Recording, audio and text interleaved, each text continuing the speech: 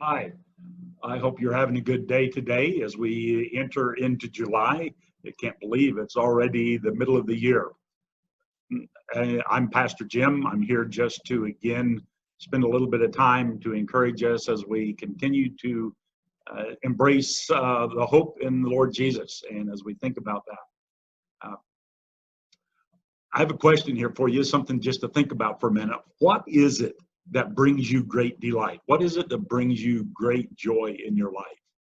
And during this time, I know with the coronavirus and everything going on, with people being at home so much, I know some mothers are probably going to say just a quiet day with no drama from the kids.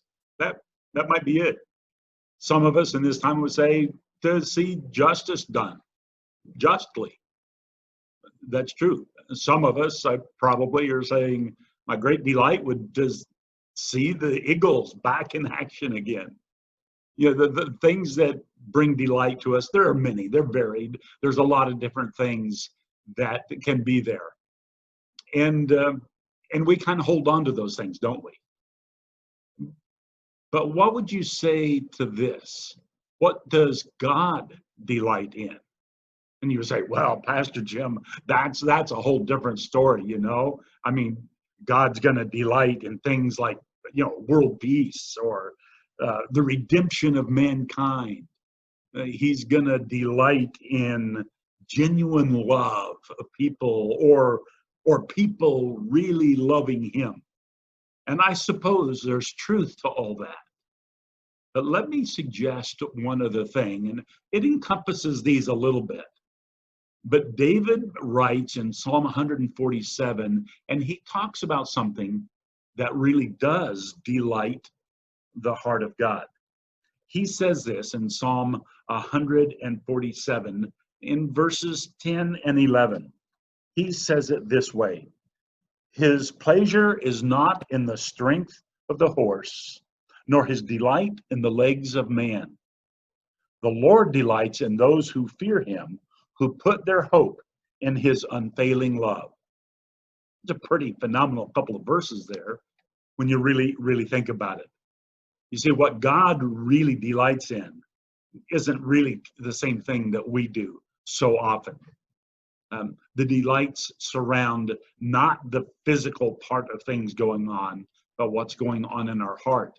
Did you get the picture there? As he writes, the whole psalm really talks a lot about creation and all that God made and all that God is in being creator of this world that we know.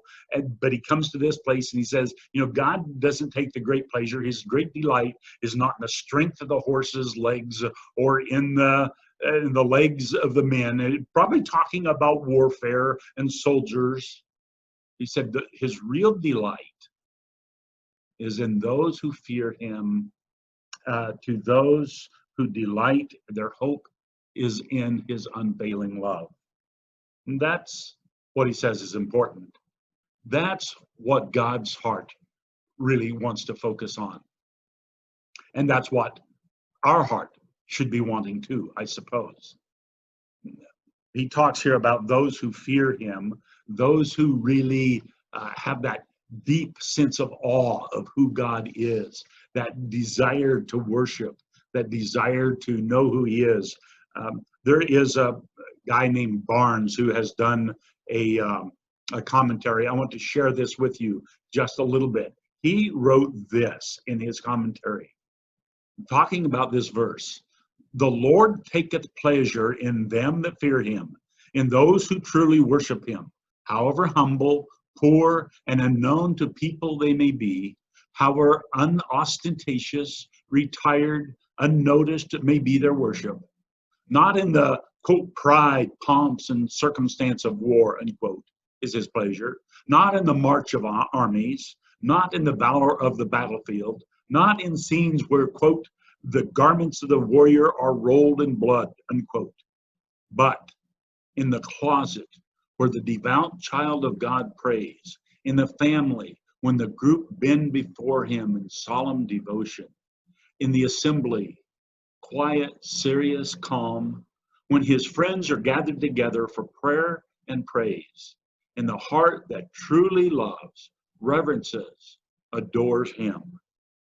I read that and I thought, that's such a good picture, really, of the whole idea of my fear, of our fear before God. The fear not in abject terror, but in awe of who he is. And David writes here that God's delight is in those who fear him, who awe in him, who worship him. And during this time of unrest, and still we have the COVID-19 thing going on and all of that, where our rest is to be is in the Lord himself. And I know we know that, but I think sometimes it's so easy to get off of that and start being concerned with all the circumstances, letting them have more weight than they really do in terms of eternity. Our focus needs to be on God. That's what brings him delight.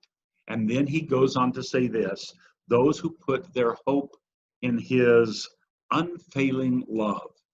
Our hope in who he is.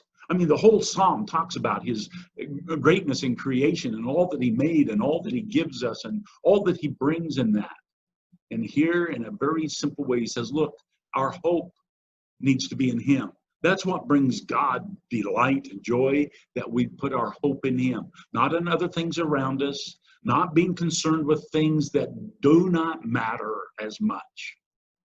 But our hope is in him. Uses the word here, unfailing love. It's that same word I used, I think, last week, the character of who God is, that God really is for us. And so we put our hope in him. Isn't that a great picture? I really like this psalm. I just reread it recently here again, and I was just struck with it. What a great picture it is of who God is. What do you delight in? Well, it can be a lot of different things. I can delight in, my wife, which I do, in my kids and my grandkids. I can delight in action and adventure, because I like that. But you know what I need? I really need to make sure that my heart's desire is the same as God, that my delight is in him. My hope is in him. My fear and my worship is in him, because that brings delight to the heart of God.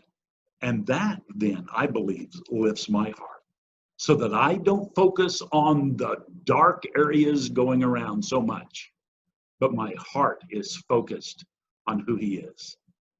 I hope this has been an encouragement to you. It has been to me. I'll talk to you again another time. Have a great and wonderful day.